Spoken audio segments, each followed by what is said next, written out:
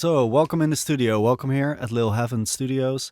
And today I want to talk through a couple of reasons why you should consider taking a console type workflow into your DAW. So, these days with your DAW, you have unlimited options, which is wonderful. But when you start mixing, it can be very daunting. And that's how I felt when I first learned how to mix in a DAW. What I learned from working in bigger studios, like here at LilHeaven, where we have an SSL desk, is kind of how to work around the limitations of a desk and how this can be super liberating, actually. So I want to kind of mirror today. I want to put a mirror to the DAW as if it is a mixing console and show you the limitations that it can actually be beneficial. Because what are you trying to do when you're mixing? The word says it. You are mixing the tracks together. You're trying to make it sound like one cohesive thing. And we all understand that with a mixing console, this is somehow much easier. So I started to think about how did they do it back in the day when they were only mixing with analog gear and mixing to tape. Well, they built these amazing desks to give them as much options as they could have per track, and that's what they worked with. But still, they didn't have nearly the amount of options that we have today in the DAW. And when I first started mixing in the DAW, I noticed that the choice is too overwhelming, and you don't know where to start. How are you gonna bring this all together into that cohesive mix that you want for your clients or for yourself? So if we look at a layout of a console, what do we have per channel? We have EQ on the channel, we have compression, we have a fader for volume, and we have sends. And most console channels have around 4 sends. The console we have here, I think, has 4 auxes, which means you can put 4 effects on your mix. That is very little if you compare it to what I used to do when I mixed in the box and I just put reverb wherever, effects wherever you want, right? But I learned that there's something very valuable in limiting yourself. If you think about how some mixers used to mix and some brilliant mixers still mix, they have one plate reverb that they will use as an aux. So I will show you right here in the box. So for example, on my lead vocal, I want a reverb, right? So here in Logic, I'll just send it to bus 2. And then I'll open it up right here. And well, a reverb I like is, for example, this one, the 7th Heaven. And then we will listen to what it does. Dark thoughts invade my mind. Darkest times I'm not worth living. And then right here at the aux, it's now called aux 2, let's call it reverb 1. We can either here with the fader we can control, or here with the send knob we can control how much we're sending to the reverb. What I used to do is just plop the reverb on here, right on the channel. And I bet a lot of you do this, which is totally fine. Let's turn off that aux for now. So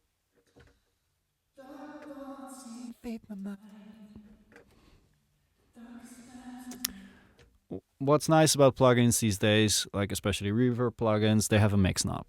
Fine, you can dial the mix in, right?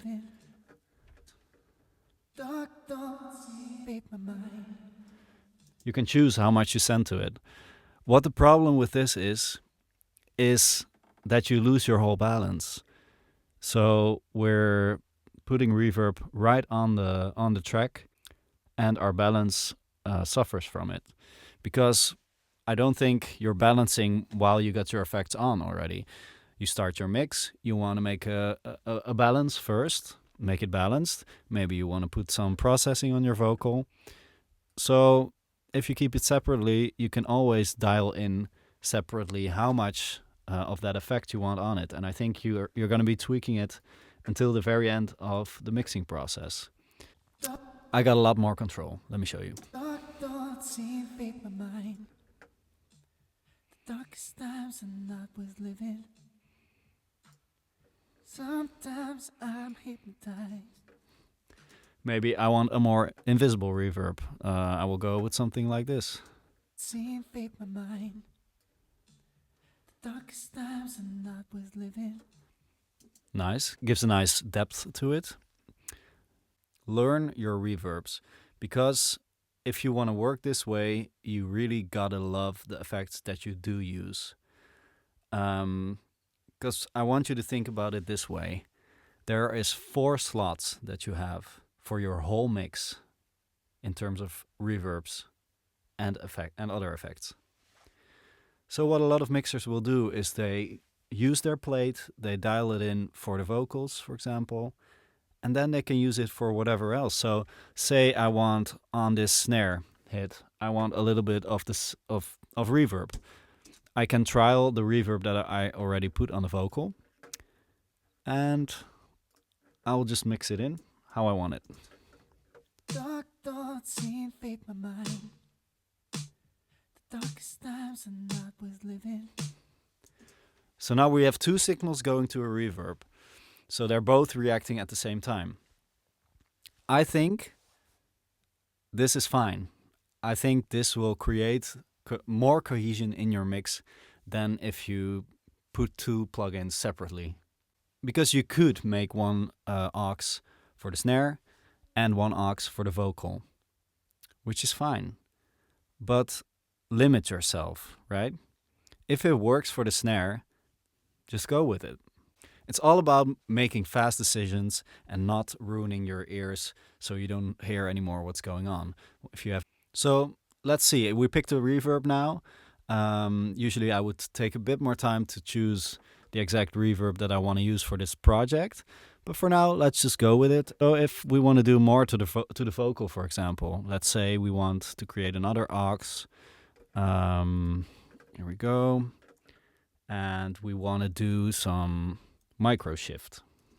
You know, it's a bit like the H3000, which we have here in the studio. Similar type of effect. And we want to do some nice chorusing, nice widening on the vocal. Dark thoughts invade my mind. The darkest times are not worth living. Really cool. And now we can use that on all other tracks too. Yeah, what I kind of want to get across is don't worry, you know. Of course, you can put it on all the tracks. Be my guest. I also use effects on a lot of things, but this is more, I feel, more a production job. If you're just mixing for a client, you want cohesion, you want something that fits together like a glove. And this could be something that really helps. Another thing about the console approach that could help with these more digital in-the-box mixes is the use of mono and stereo. A track like this has a lot of stereo information. We have a lot of soft synths, synthesizers that were produced in the box. So, for example, these chords.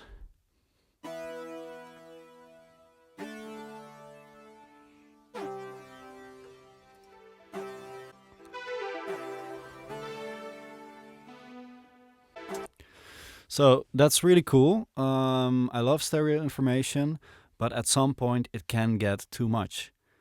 And what I want you to realize is that back in the day, they didn't have the option to make everything stereo. A lot of synths have mono outputs, so you have to pan them or make some stereo effect.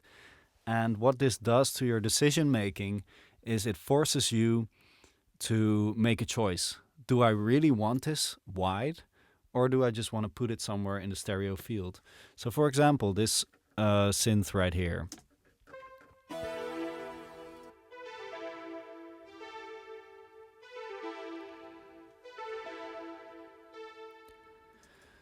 Like, we just put the reverb on it, so it's already making it even more stereo. Let's say we make it mono. Boom. Let's see what it sounds like, and then I will check, do I want to pan it somewhere, or what do I want to do with it?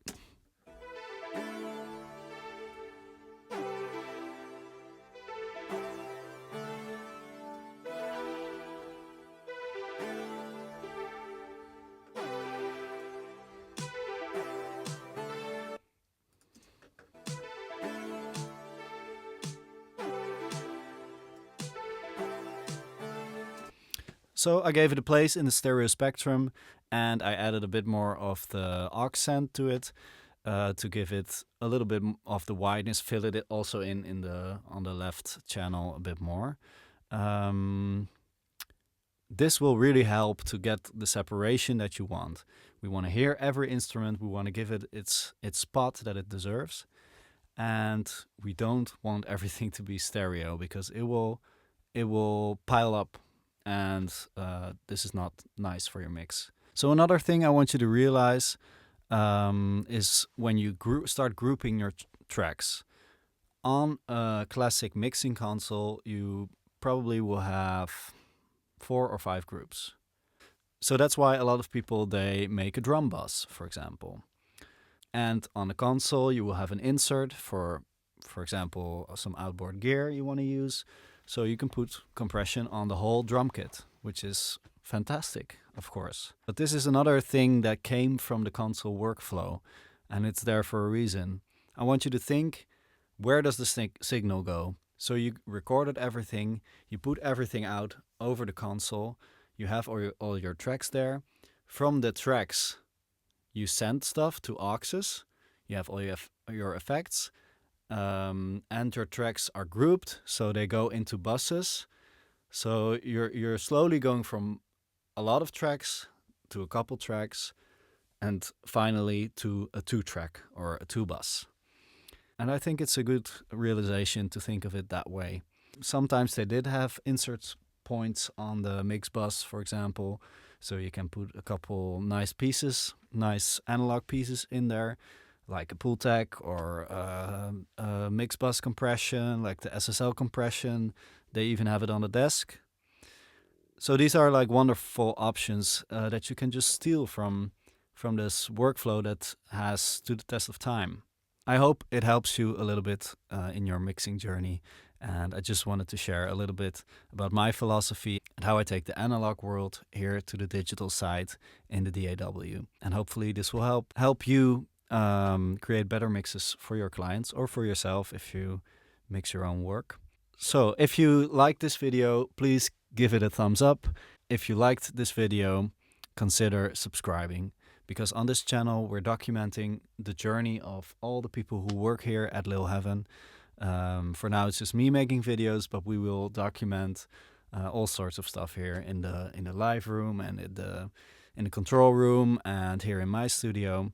So please stay tuned, and I will see you soon. Bye bye.